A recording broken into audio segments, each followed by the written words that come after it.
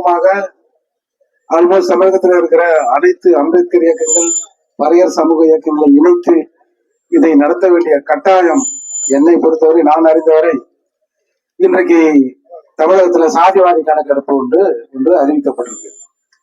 இப்ப நீங்க ஏற்கனவே மக்கள் தொகை கணக்கெடுப்புன்னு ஒண்ணு நடந்திருக்கும். நான் இப்ப அண்மையில மருத்துவர் அன்புமணி ராமதாஸ் அவர்கள் இந்த சாதிவாரி கணக்கெடுப்பு குறித்து ஒரு கூட்டத்தை ஏற்பாடு செய்திருந்தார். அந்த கூட்டத்துக்கு போயிருந்தேன்.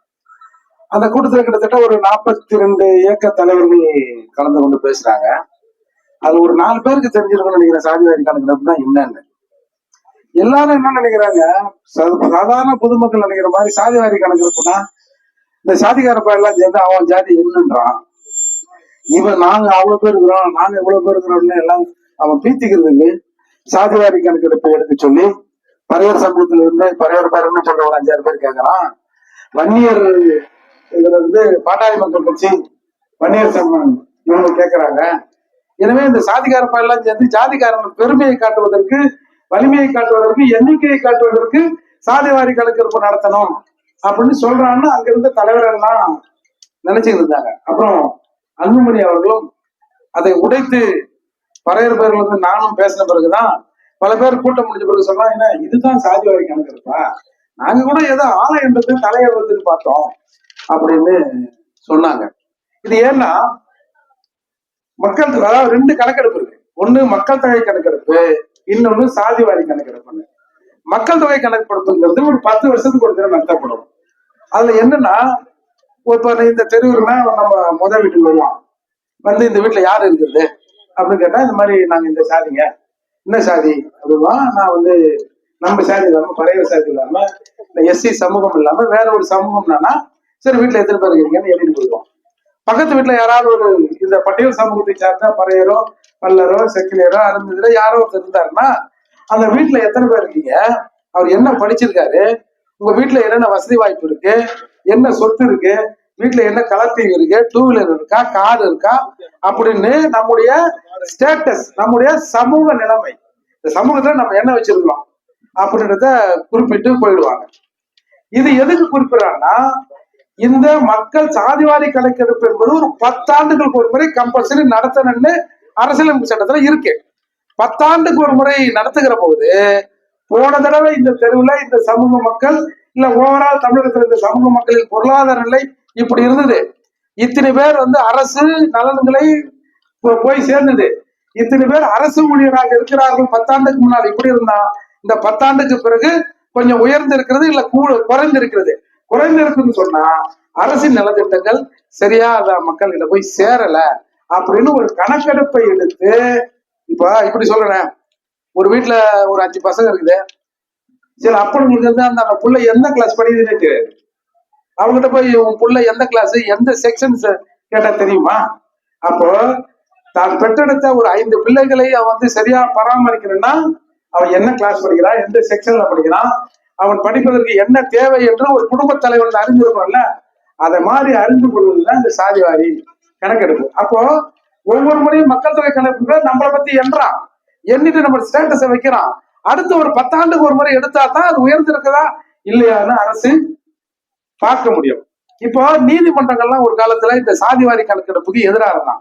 அவன் என்ன சொல்லிட்டான், சாதியை பார்த்தலாம் இங்க இடஒதுக்கீடு கிடையாது, இடஒதுக்கீடு முன்னாடி கொடுத்தாங்க, இப்பெல்லாம் சாதி வச்செல்லாம் எண்ண முடியாது அப்படின்னு உச்ச நீதிமன்றம் ஒரு நினைப்புல இருந்து. இப்ப பீகார்ல சாதிவாரி கணக்கெடுப்பு எடுக்கணும் போது பாட்னா உயர் நீதிமன்றம் அப்புறம் உச்ச நீதிமன்றம் அந்த வழக்கு போடும்போது நீதிபதிகள் ஒரு கன்வின்சிங் பாயிண்ட்டுக்கு வந்துட்டாங்க. 1971 இந்த மாதிரி சாதிவாரி கணக்கெடுப்பு எடுத்திருக்கு. இந்த நாட்டுல எத்தனை சாதி இருக்கான், யாரா இருக்கான், எந்த சாதியில யாரு இருக்கான்னு எடுத்திருக்கோம். அதை வைத்துத்தான் மண்டல் கமிஷன் இடஒதுக்கீட்டிய அந்த 1971 நடந்ததை வச்சுதான் நம்ம பண்ணிருக்கிறோம். அதால இப்போ இந்த ஸ்டேட்டஸ் எப்படி இருக்கு, கிட்டத்தட்ட 100 வருடங்களுக்கு முன்னால் இருந்த கணக்கெடுப்பு வைத்துக் கொண்டு அரசு நடத்த முடியாது. அதால இந்த இடஒதுக்கீட்டுல ஒரு மாற்றம் வேண்டும் என்று சொன்னால் நீ சாதிவாரி கணக்கெடுப்பை எடு அப்படின்னு நீதிமன்றமே கன்வின்ஸ் ஆனதன் அடிப்படையில் பீகார்ல அது எடுக்கப்பட்டது. தமிழகத்துல இந்த கோரிக்கை தொடர்ந்து பறையர் சமூக மக்களாலும் குறிப்பா வன்னியர் சமூக மக்களாலும் இந்த கோரிக்கை வைக்கப்பட்டு கொண்டே இருந்தது. அதன் மீது எடப்பாடியார் ஒன்றும் பெருசா கவனம் செலுத்ததா தெரியல. ஆனா கடந்த திமுக ஆட்சியில இந்த கோரிக்கை வலுவாக இருந்த போது அன்றைக்கு ஆண்டு கொடுக்கின்ற முத்துவேல் கருணாநிதி ஸ்டாலின் அவர்கள் இந்த சாதிக்காரெல்லாம் எண்ணம்னா நம்ம சாதி ஒரு கல்யாண மண்டபத்துல நடக்கிற சாதியா இருக்குது. ஏய் என்ன நீங்க மொத்தமே 10,000 தமிழ்நாட்டுல ஒப்பம் ஆளணும், அப்புறம் நீ ஆளணும், புல் ஆளணுமா அப்படின்ற கேள்வி தமிழகத்துல எழுந்துவிடும் என்பதன் அடிப்படையில் சாதிவாரி கணக்கெடுப்பு எடுப்பதற்கு எங்களுக்கு மாநில அரசுக்கு உரிமை இல்லை அப்படின்னு சொல்லியிருந்தார். ஏற்கனவே நீங்க நீங்க எல்லாம் கேள்விப்பட்டிருப்பீங்க, கேரளா மிக படித்தவர் மாநிலம், படிச்சவெல்லாம் பயங்கரமா இருக்கிறான்ப்பா, இந்தியாவிலே கேரளாவில தான் படிச்சவன் இருக்கிறான்றான். ஆனால் அங்கே நம்பூதிரிபாடு முதலமைச்சராக இருந்த போது சாதிவாரி கணக்கெடுப்பு எடுத்திருக்கான். அப்ப அந்த சமூகத்துல என் ஊர்ல யாரா இருக்கீங்க, என்ன ஸ்டேட்டஸ்ல இருக்கிறீங்கன்னு பார்க்க வேண்டியது ஒரு முதலமைச்சரின் கடமை என்பதன் அடிப்படையில் இந்த கோரிக்கை இன்றைக்கு வெளிப்பட்டு இன்றைக்கு சரி விஜய் அவர்களுக்கு தெரியுதோ தெரியலையோ சரி எல்லாம் கேட்கறான்னு சொல்லிட்டு அவரும் ஒரு அறிவிப்பை வெளியிட்டு இருக்காரு. இப்போ இதுல நாம ஒரு சிக்கலை எதிர்கொள்றோம். இப்ப நீங்க இப்ப அச்சரப்பாக்கத்துல ஒன்றும் பிரச்சனை இல்லை. இப்ப நீங்க அடையாருக்கு வாங்க, பெசன் நகருக்கு வாங்க, அண்ணா நகருக்கு வாங்க, அங்க வாடகை வீட்டுல இருக்கான்னு வச்சுங்க, இவன் ஹவுஸ் ஓனரு நம்மளை விட அடிநிலையில இருக்கிற இன்னொரு சாதியாக கூட இருப்பான்.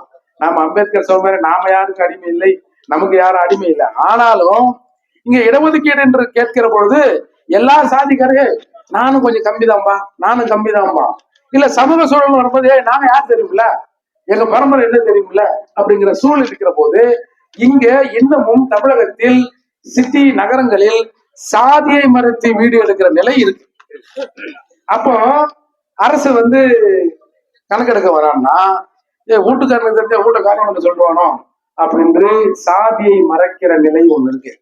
இன்னொன்னு நமக்கு பல பேரை வச்சிருக்கான். அப்போ ஆதிராவிடன் ஒரு இடத்துல பதிவு பண்ணுவோம், பறையர்னு ஒரு இடத்துல பதிவு பண்ணுவோம், ஒரு இடத்துல சாம்பவர்னு பதிவு பண்ணுவோம்.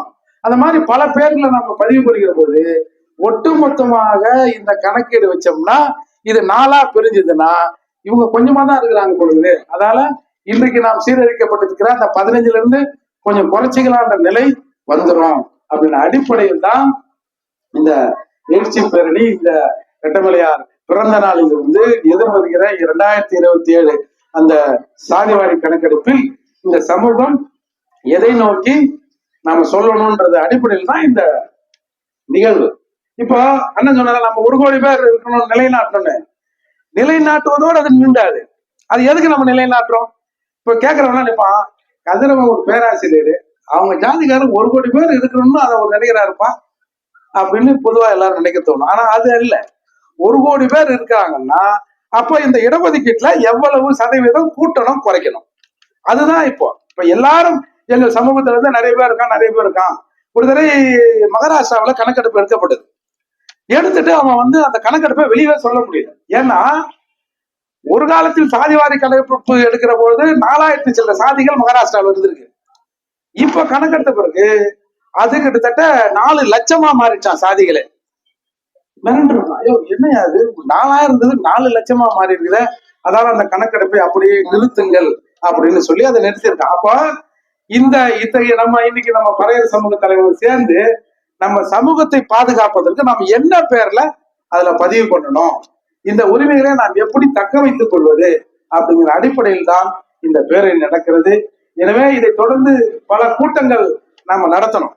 ஏன்னா இவன் என்ன பண்ணுவான், இந்த மக்களோட இவன் ஆனா உனா எதிர்றான்ல, இவன் மக்கள் தொகையை கொஞ்சம் குறைச்சி காட்டணும் கூட அரசு நினைக்கும். ஆனா நம்மதான் நாம மூர்த்தியனை ஒண்ணு அடிக்கடி சொல்லுவாரு, ஏன்னா நம்மளே சண்டை போட்டு பார்த்தோம்னா, ஏன்னா நமக்கு அடுத்து வரவன் நம்மளோட மொக்கையா இருந்தா என்ன பண்றது அப்படின்னு சொல்லுவாரு. அது உண்மையிலே நிஜம்தான். ஏன்னா நீங்க முன்ன இந்த சமூகத்துக்கான போராட்டங்கள் நடந்ததை பார்த்திருப்பீங்க. இப்ப இவன் அக்கா தங்கச்சி கற்பழி சாகடம் இதெல்லாம் செய்வாங்களா கூட்டத்துக்கு அப்படின்ற நிலைக்கு இந்த சமூகம் தள்ளப்பட்டுடுச்சு. அதால இது கடைசி பேச்சு. இந்த சமூகம் நல்லா இருந்ததையும் நம்ம பார்த்திருக்கிறோம், இந்த சமூகம் சீர்கெட்டு போறதையும் நம்ம பார்க்கிறோம். அடுத்து வரவனுக்குலாம் பிரச்சனை இல்லை. இந்த சமூகம் ஒரு காலத்துல எப்படி இருந்து தெரியுமா, எங்க சமூகத்துல பூவை மூர்த்தியான்னு ஒருத்தர் இருந்தாரு, பாம்பாய்க்கிறாருன்னு ஒருத்தர் இருந்தாரு அப்படின்னு சொன்னா அது எங்க இருக்கிறாரு அவரு, என்ன விஷயம் அது, மூர்த்தியா பூவை மூர்த்தியா யாரு இது அப்படின்னு கேட்கிற நிலையில் அடுத்த சமூகம் இருந்துரும். அதனால் இந்த சமூகத்தின் உரிமைகளை பாதுகாப்பது நம்மோட கடமை. எல்லா விஷயமும் தெரிஞ்சிருக்க நாம இதுல முன்னெடுப்பு எடுக்காம நின்றுட்டோம்னா நம்மளை போன்ற சமூக துரோகிகள் இந்த சமூகத்துல இது நமக்கு முன்னாடியும் பிறந்திருக்க மாட்டான், பின்னாடியும் பிறந்திருக்க மாட்டான். எனவே இந்த சமூகம் எதை பதிவு செய்ய வேண்டும், இந்த சமூகம் எப்படி இருக்க வேண்டும் என்பதற்கு ஒரு முன்னேற்பாடு தான் இந்த நிகழ்ச்சி. எனவே இதை தொடர்ந்து நாம் இந்த சாதிவாரி கணக்கெடுப்பை மனதிலே வைத்து ஒவ்வொருவரும் அதற்கான பணியை செய்திட வேண்டும். ஏன்னா எல்லாரும் சொல்றான், இன்னைக்கு நாங்க ஆண்ட பரம்பரை, நாங்க 1 கோடி பேர் இருக்கோன்றான்.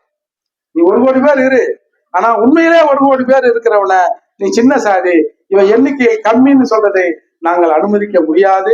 எனவே இந்த சாதிவாரி கணக்கெடுப்பு எடுத்துக்கிற முனைகிற இந்த அரசுக்கு இந்த சமூகத்தில் இருக்கிற பெருந்தொகைகள் ஒரு வரைவு திட்டத்தை கொடுக்கணும். இன்னென்ன வகையில கணக்கெடுப்பு எடுக்கணும், இன்னென்ன வகையில கணக்கெடுப்பு எடுத்தாதான் எங்க சமூக மக்களின் நலன் பாதுகாக்கப்படும்னு அரசுக்கு வலியுறுத்துகிற முதற் கூட்டமாக நான் இதை பார்க்கிறேன்.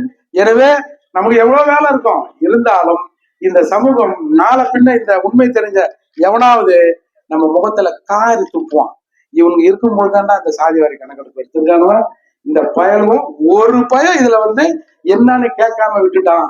அதனால் நாம் இன்னைக்கு சிறுபான்மை மக்களாக இன்றைக்கு மாற்றப்பட்டிருக்கிறோம் என்று நம் சொந்த சமூக மக்கள் நம்மளோட வாரிசுங்க நம்ம முகத்துல காரி துப்பும். எனவே ஒவ்வொருத்தரும் தங்களோட கடமையை உணர்ந்து அண்ணன் கதிரவன் இருக்கிற அனைத்து விதமான இந்த கூட்டமைப்பு இருக்கிற அனைத்து விதமான முயற்சிகளையும் அந்த சாதிவாரி கணக்கெடுப்பை நோக்கியே இருக்க வேண்டும் என்று ஒரு தாழ்வான வேண்டுகோளை வைத்து, இது அரசு கொடுக்கிறது ஏதோ பிச்சை இல்லை, இது நம்மளோட உரிமை.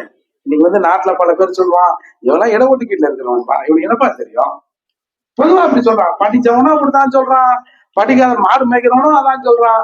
எஸ்சின்னா அவன் இடஒதுக்கீட்டுல வந்துடுவான் அப்படின்னு சொல்றான்ல. நாம ஒண்ணு தெளிவா இத்தவர்கள் சொல்லணும். தமிழ்நாட்டுல 69% இடஒதுக்கீடு இருக்குது. ஒரு 10 இடபிள்யூ சேர்த்தா 79, அந்த 10 இப்ப நடைமுறைக்கு வரலன்னு வச்சுங்க, 69% இடஒதுக்கீடு. இதுல 3% அறுதி இருக்கு, ஏதோ சதியில கருணாநிதி சொந்த பாசத்துல கொடுத்துறாருன்னு வச்சுக்குவாங்க. ஒரு 15 பேர், சரி அதையும் சேர்த்து ஒரு 15, ஒரு 3, ஒரு 1, 19. என்ன சொல்றான், நம்மள இடஒதுக்கீட்டுல பிச்சை எடுக்கிறீங்கன்றான்ல. சரி, உன் வாதப்படியே நாங்க பிச்சை எடுக்கிறேன்னே வச்சுப்போம். பிச்சைக்காரன் என்ன பேத்தோம்னா 19 பேர் ஏன் ஜாதிகாரன் பிச்சை எடுக்கிறான், ஏன்னா 50 பேர் நீங்க பிச்சை எடுக்கிறீங்க, அப்ப எங்களோட பெரிய பிச்சைக்காரன் நீங்க தானே. அப்போ இப்படி இடஒதுக்கீட்டில அனுபவிக்கிறவர்களே இதை சொல்லக்கூடாது இல்ல. நாம இதை என்னைக்காவது சொல்லியிருக்கிறோமா? கருப்பா இருந்தான்னா ஒரு மாதிரி இருந்தானா இடஒதுக்கீடுல வரும், படிக்காமே வந்துடுறாங்க. கருமாதிரி இந்த அம்பேத்கர் இந்த ரெட்டமலை சீனிவாசன் இந்த மாதிரி ஆளுங்கெல்லாம் இந்த இடஒதுக்கீடு கொடுத்தாலும் ஒண்ணுமே திறமையே இல்லாம உட்காந்துடுறான் அப்படின்ற ஒரு பேச்சு எல்லா சமூகத்திலும். அவன் ஐஏஎஸ் படிச்சிருந்த மாட்டு சமூகத்துல இருக்கிறவங்க இருந்தா கூட 1-2 பேர் அதை பேசுறான். எனவே இந்த நிலையை புரிய வைக்க வேண்டியது நம்முடைய பொறுப்பு. ஏன்னா அவனுக்கும் சேர்த்து தாய் சமூகமான நம்ம தான் இந்த நாட்டை பாதுகாக்க வேண்டிய கடமையும் பொறுப்பும் நமக்கு இருக்கிறது என்பதை அடிப்படையில் எல்லா மக்களின் உரிமைகளும் பாதுகாக்கப்பட வேண்டும் என்பதுதான் சாதிவாரி கணக்கெடுப்பின் நோக்கம். அதிலே நம்முடைய சொந்த சமூகத்தின் நலன் பாதுகாக்கப்பட வேண்டும் என்பதில் இருந்து இதை நான் முன்னெடுப்போம் என்று கூறி முடிக்கிறேன். நன்றி, வணக்கம். அண்ணனுக்கு நன்றி. அடுத்ததாக அம்பேத்கர் விடுதலை